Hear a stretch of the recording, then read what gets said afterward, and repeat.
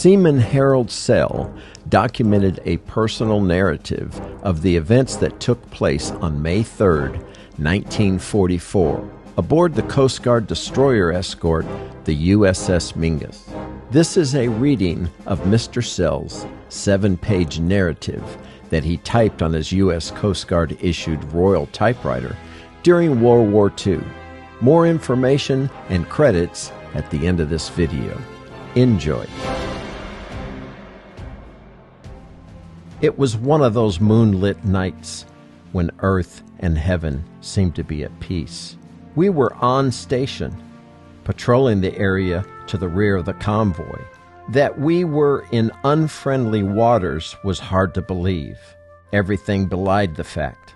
An eerie quietness filled the air about us and the sky above. The sea was a placid film of beauty. The moon radiated a light of sheer contentment. Hard indeed to imagine, even at that moment, an enemy U-boat was close at hand. So close, in fact, that our every movement was being observed. And now, all of a sudden, as with all good things, there came a message to reuse us from our spell of momentary lethargy. "Surface target 5 miles astern," a voice from the control room was heard to say. Our first reaction was one of mild surprise. A bit of thought, however, placed the discovery in the category of daily events. Surface targets were to be expected and had become part of our routine observation and inspection. Notwithstanding, they were always investigated to the point of satisfaction. This one, too, we felt sure, would be examined thoroughly. A few minutes had passed before orders were given for us to turn about and investigate our contact. We were commanded to man our battle stations. This, as always, was done with utmost haste. It was a precautionary measure for obvious reasons. Men were not to be killed while they lay sleeping.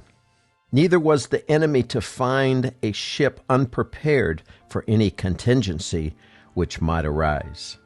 This was war, and we must conduct ourselves accordingly. We were not to be the victims of easy assault, if such a state of affairs could possibly be avoided. We got out of our sacks reluctantly, most of us feeling quite certain it would mean the sacrifice of several hours of badly needed sleep. We were soon to be convinced that the move was another timely decision on our captain's part. The ship raced towards the target at full speed. Every man stood at his post. Our objective, we soon discovered, was going away from us at a high speed of 15 knots. It was a bit of odd behavior, and the captain's suspicion was aroused. We hoped, and were fearful at the same time, that it was a submarine.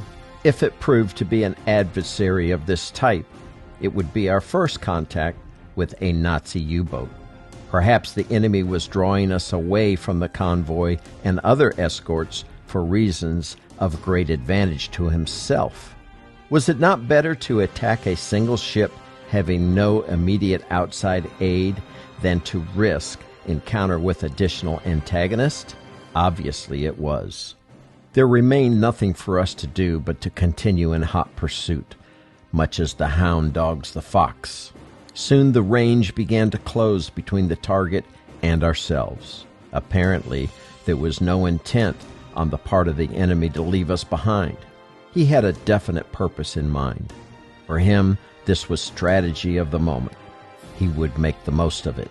If this proved to be a sub, we wondered what the tactic her skipper would use. Unfortunately, he might decide to attack us on the surface after he had time to look us over. Some subs mount larger guns than we had on our ship, and the idea of surface encounter was not too appealing. When the range had closed to approximately 2 miles, the target suddenly disappeared. The captain became wary. "The target has vanished," he announced. "Looks like it might be a submarine." A slight pause followed. The momentary silence was very effective. "Be on the alert for all possible action," he continued. We became apprehensive, and our senses were keyed up with genuine nervous agitation. Our speed was reduced and all became tense and silently watchful. The ship was extremely quiet now, for silence is an aid to thorough watchfulness. Everyone seemed to sense the presence of the enemy. One was reminded of the games he used to play in a dark room. Everything is quiet as you walk about in search of the person hiding. You know he's there, and yet are greatly alarmed when a hand reaches out and grabs you. Such was our state of mind. With the suddenness beyond imagination, the stern of our ship was thrust upward. A large flash was seen, accompanied by a muffled explosion. The vessel quivered her entire length as she settled down. Within a few seconds, the reverberations were repeated. It was strangely similar to the recoil of a large gun. The water had acted as a shock absorber, but had not given way rapidly enough. The hull had buckled in several places. Here and there were wrinkled folds in the outer plates. A terse announcement rent the air. "We have been torpedoed," the captain said. Our first reaction, I must confess, was one of extreme fright. I did not find one among us who denied he was scared. Everyone grabbed his life jacket. One fellow, a bit more frightened than the rest, jumped overboard from the flying bridge, a height of some 30-odd feet. We saw his swift descent as he dropped past the pilot house on his way into the sea below. Another lad, over-anxious to do the right thing, released a life raft while we still had considerable headway. The raft passed quickly out of sight. Such acts are quite understandable under trying conditions of this kind. Many a man has lost his life because he spent 1 second too long in deliberation. The ensuing moments were filled with extreme doubt and wonderment. Was the ship going to sink immediately? Would we have to abandon her? Would we be able to swim to shore if we did jump overboard? Fortunately, we were within several miles of the coastline when the incident occurred. Most of us thought we could if we had to. We soon had a considerable list to port. Everyone at such a time wishes to impress his shipmates that he is not afraid. In answer to the many questions which filled the air, he tries to appear calm and rational. He meets with little success, however, for his appearance reveals this obvious subterfuge. His eyes possesses that look of fear common to all mankind when life is at stake. If we were to abandon ship, the order to that effect must come from the captain. We waited. Apparently, he was trying to make a decision. The ship seemed to rest more easily now. She was motionless and holding her own. The list got no worse. She lay still, much as a wounded warrior on a field of battle. The moon continued its silent watch from above.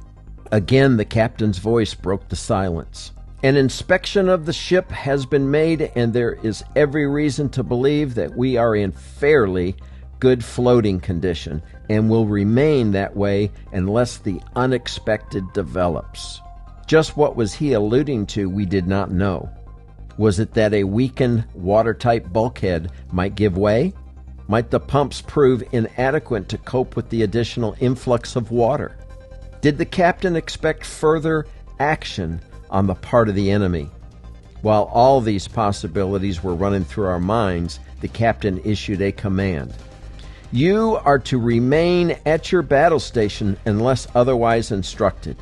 Keep all guns still intact, fully manned," he said.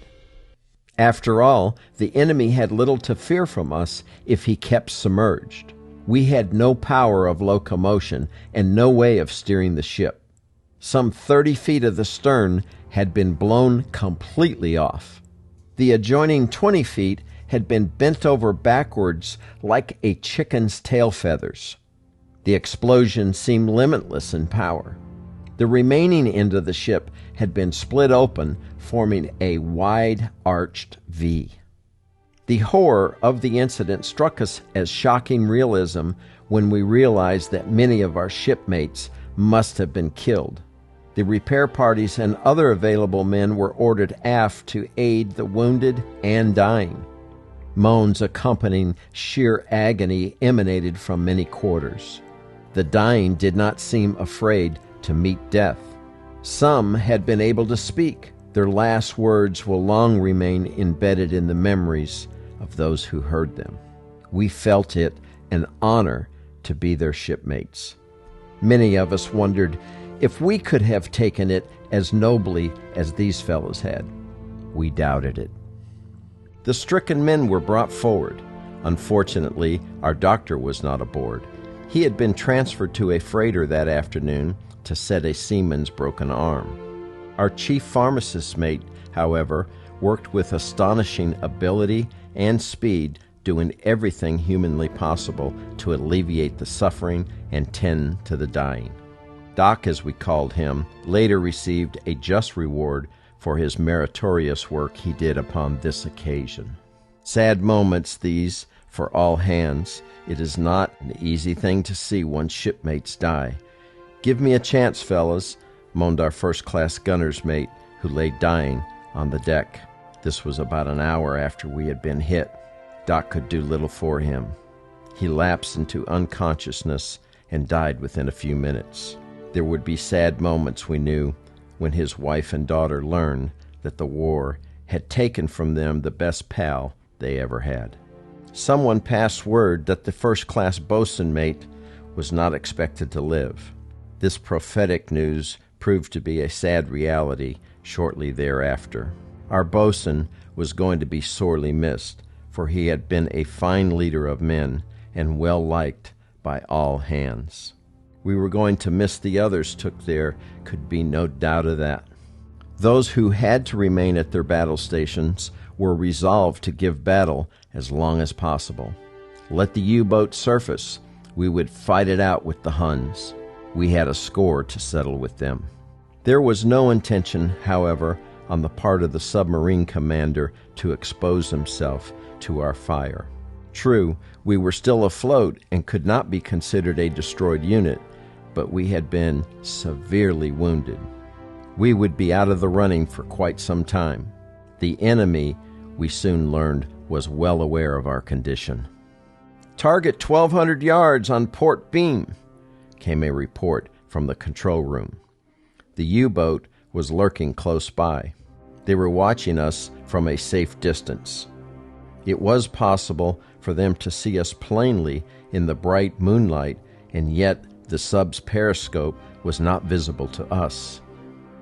"Train your guns on the target," said the captain.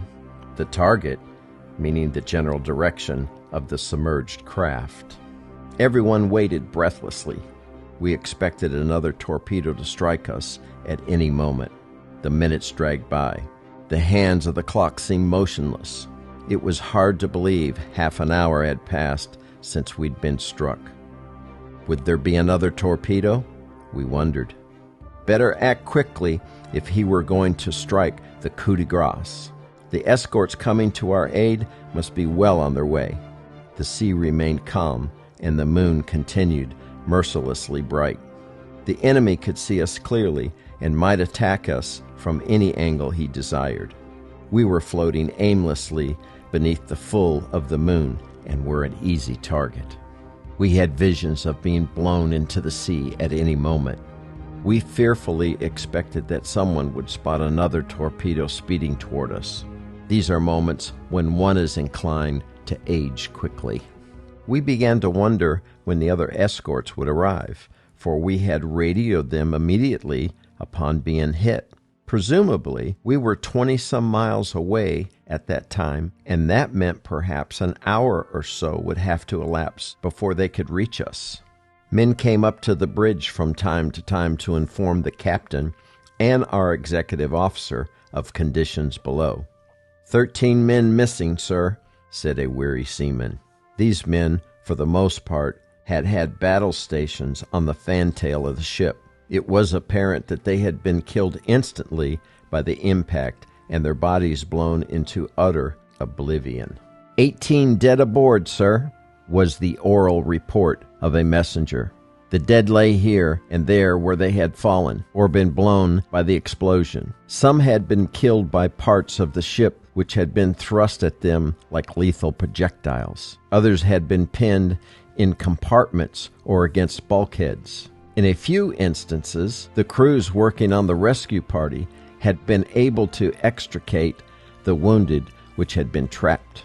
One member of a 20-millimeter gun crew had been killed instantly when struck by a laundry machine which had been hurled through the air more than 100 feet. The force of the explosion had severed a steam pipe below our torpedo tubes.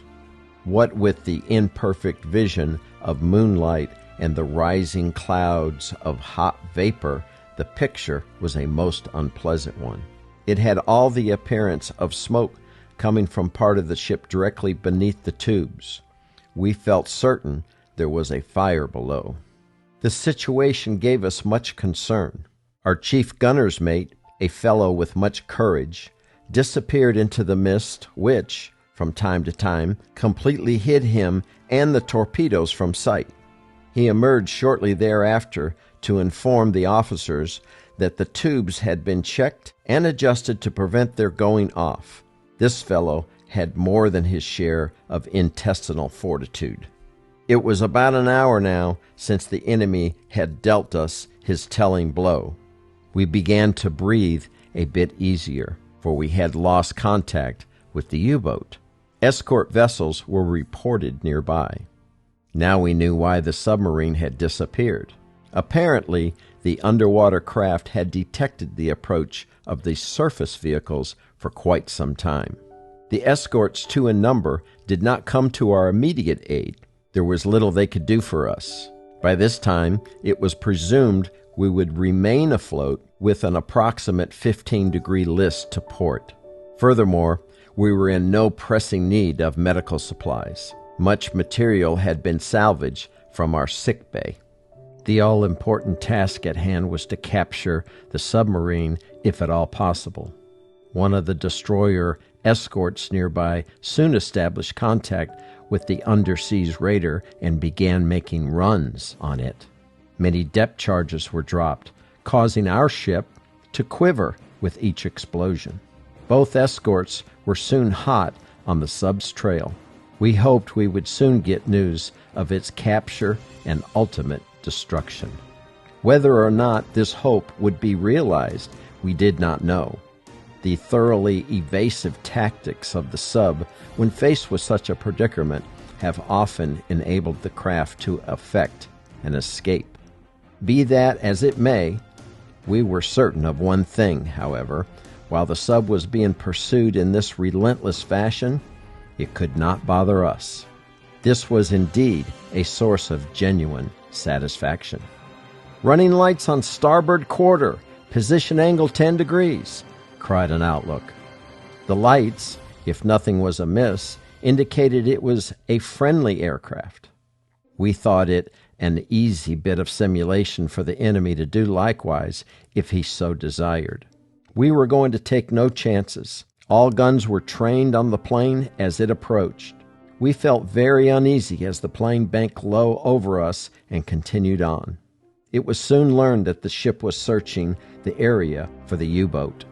Having drifted about for nearly 3 hours, we were finally taken in tow by a tug.